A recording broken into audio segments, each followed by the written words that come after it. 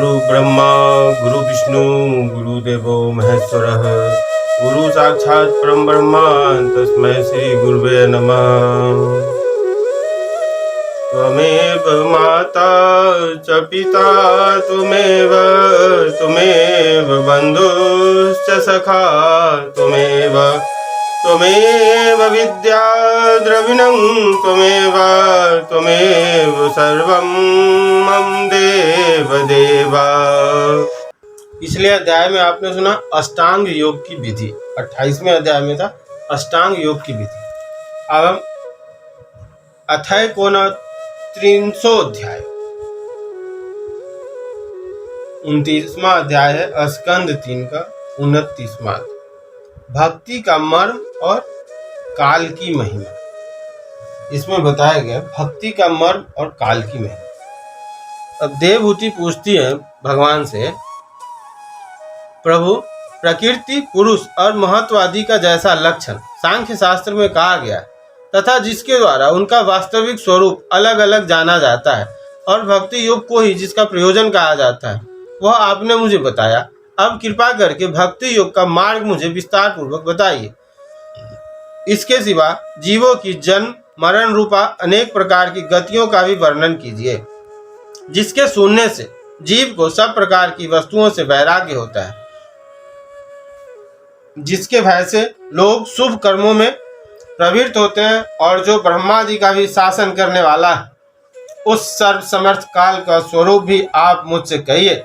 ज्ञान दृष्टि के लुप्त हो जाने के कारण देह आदि मिथ्या वस्तुओं में जिन्हें आत्माभिमान हो गया तथा बुद्धि के कर्मासक्त रहने के कारण अत्यंत श्रमिक होकर जो चिरकाल से अपार अंधकार में संसार में सोए पड़े, उन्हें जगाने के लिए आप योग प्रकाशक सूर्य ही प्रकट हुए हैं।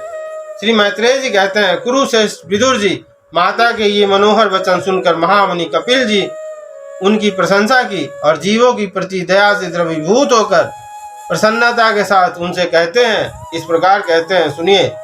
श्री भगवान कपिल कहते हैं, माता देवहूति से साधकों के भाव के अनुसार भक्ति योग का अनेक प्रकार से प्रकाश होता है, क्योंकि स्वभाव और गुणों के भेद से मनुष्यों के भाव में भी विभिन्नता आ जाती है।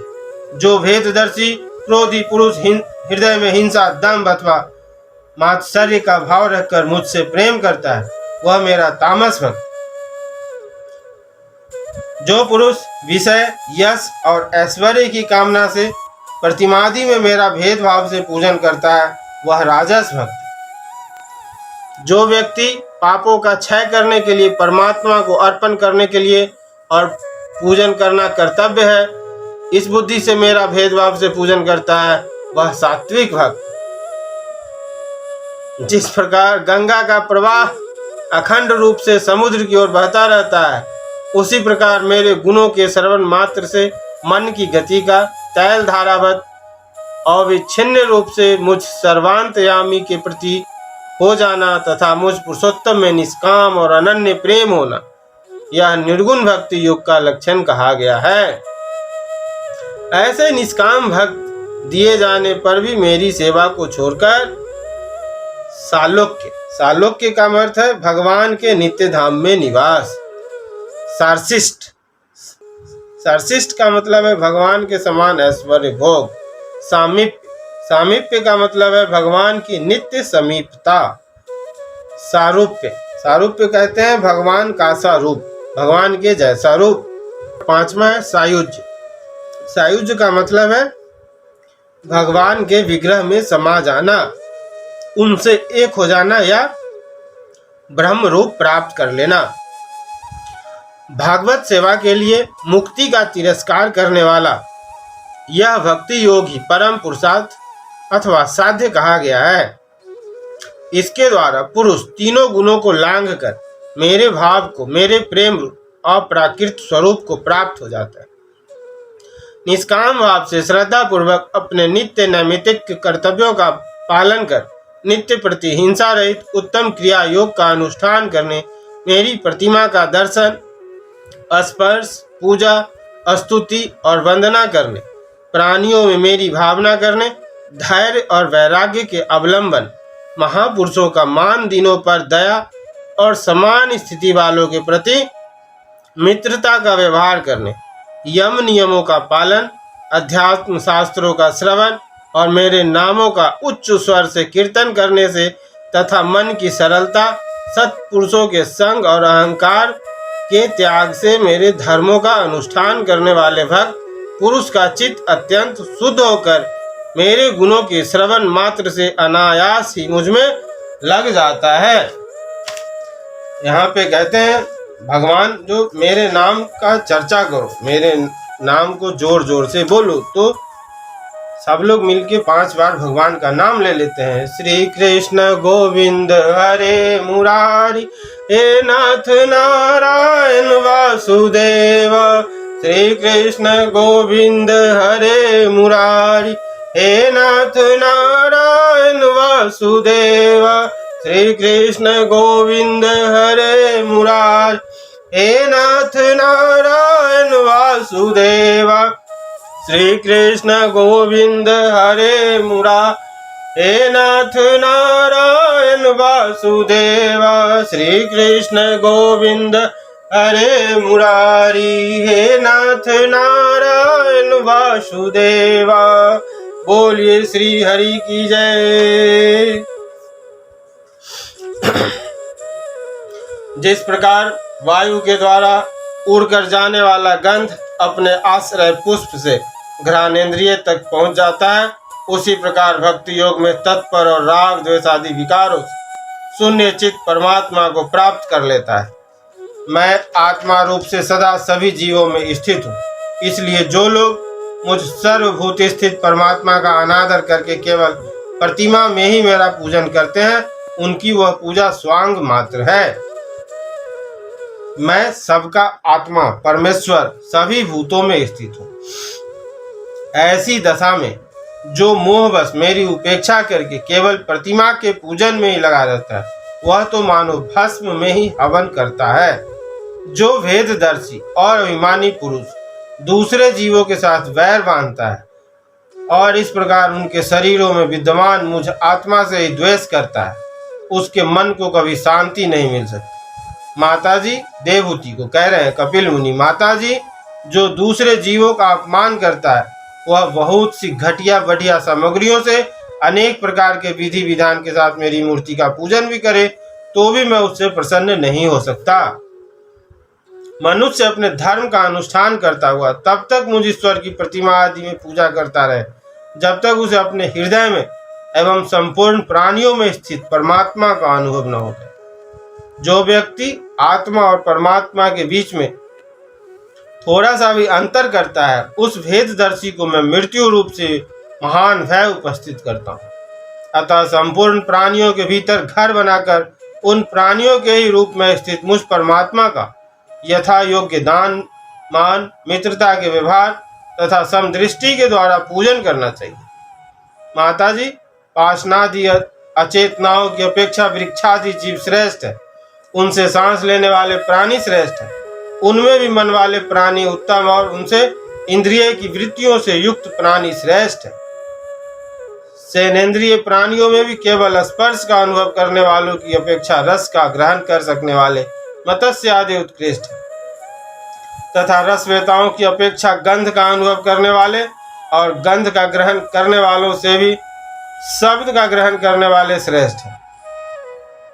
उनसे भी रूप का अनुभव करने वाले उत्तम है। उनकी अपेक्षा जिनके ऊपर नीचे दोनों ओर दांत होते हैं, वे जीव श्रेष्ठ है। उनमें भी बिना पैर वालों से बहुत से चरणों वाले श्रेष्ठ है, तथा बहुत चरणों वालों से 4 चरण वाले और 4 चरण वालों से भी 2 चरण वाले मनुष्य श्रेष्ठ हैं।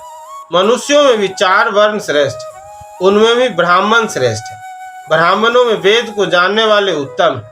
वेदज्ञों में भी वेद का तात्पर्य जानने वाले श्रेष्ठ है। तात्पर्य जानने वालों से संशय निवारण करने वाले, उनसे भी अपने वर्णाश्रमोचित धर्म का पालन करने वाले तथा उनसे भी आसक्ति का त्याग और अपने धर्म का निष्काम भाव से आचरण करने वाले श्रेष्ठ हैं। उनकी अपेक्षा भी जो लोग अपने संपूर्ण कर्म, उनके फल तथा अपने शरीर को भी मुझे ही अर्पण करके भेदभाव छोड़कर मेरी उपासना करते हैं, वे श्रेष्ठ। इस प्रकार मुझे ही चित्त और कर्म समर्पण करने वाले अकर्ता और समदर्शी पुरुष से बढ़कर मुझे कोई अन्य प्राणी नहीं दिखता। अतः यह मानकर कि जीव रूप अपने अंश से साक्षात भगवान ही सब में अनुगत है, इन समस्त प्राणियों को बड़े आदर के साथ मन से प्रणाम करो। माता जी, कपिल जी कह रहे हैं, माता जी, इस प्रकार मैंने तुम्हारे लिए भक्ति योग और अष्टांग योग का वर्णन किया। इनमें से एक का भी साधन करने से जीव परम पुरुष भगवान को प्राप्त कर सकता है। भगवान परमात्मा परम ब्रह्म का अद्भुत प्रभाव संपन्न तथा जागतिक पदार्थों के नानाविध वैचित्र हेतुभूत स्वरूप विशेष ही काल नाम से विख्यात है। प्रकृति और पुरुष इसी के रूप हैं तथा इनसे यह पृथक भी है। नाना प्रकार के कर्मों का मूल अदृष्ट भी यही है तथा इसी से महत्वादि के अभिमानी भेददर्शी प्राणियों को सदा भय लगा रहता है। जो सबका आश्रय होने के कारण समस्त प्राणियों में अनुप्रविष्ट होकर भूतों द्वारा ही उनका संहार करता है, वह जगत का शासन करने वाले ब्रह्मा जी का भी प्रभु भगवान काल ही यज्ञों का फल देने वाला विष्णु। इसका न तो कोई मित्र है, न कोई शत्रु और न तो कोई सगा संबंधी है। यह सर्वदा सजग रहता है। अपने स्वरूप बोध श्री भगवान को भूलकर भोग रूप प्रमाद में पड़े हुए प्राणियों पर आक्रमण करके उनका संहार करता है। इसी के भय से वायु चलता है, इसी के भय से सूर्य तपता है, इसी के भय से इंद्र वर्षा करते हैं तथा इसी के भय से तारे चमकते हैं। इसी से भयभीत होकर औषधियों के सहित लताएं और सारी वनस्पतियां समय समय पर फल और फूल धारण करती हैं। इसी के डर से नदियां बहती हैं और समुद्र अपनी मर्यादा से बाहर नहीं जाता। इसी के भय से अग्नि प्रज्वलित होती है और पर्वतों के सहित पृथ्वी जल में नहीं डूबती। इसी के शासन से यह आकाश जीवित प्राणियों को श्वास प्रवास के लिए अवकाश देता है और महत्व अहंकार रूप शरीर का 7 आवरणों से युक्त ब्रह्मांड के रूप में विस्तार करता है। इस काल के भय से सत्वादि गुणों के नियामक विष्णु आदि देवगण, जिनके अधीन यह सारा चराचर जगत है, अपने जगत रचना आदि कार्यों में युग क्रम से तत्पर रहते हैं। यह अविनाशी काल स्वयं अनादि किंतु दूसरों का आदि करता है तथा स्वयं अनंत होकर भी दूसरों का अंत करने वाला है। यह पिता से पुत्र की उत्पत्ति कराता हुआ सारे जगत की रचना करता है और अपनी संहार शक्ति मृत्यु के द्वारा यमराज को भी मरवाकर इसका अंत कर देता है। इसमें भगवान ने बताया भक्ति कैसे करना चाहिए।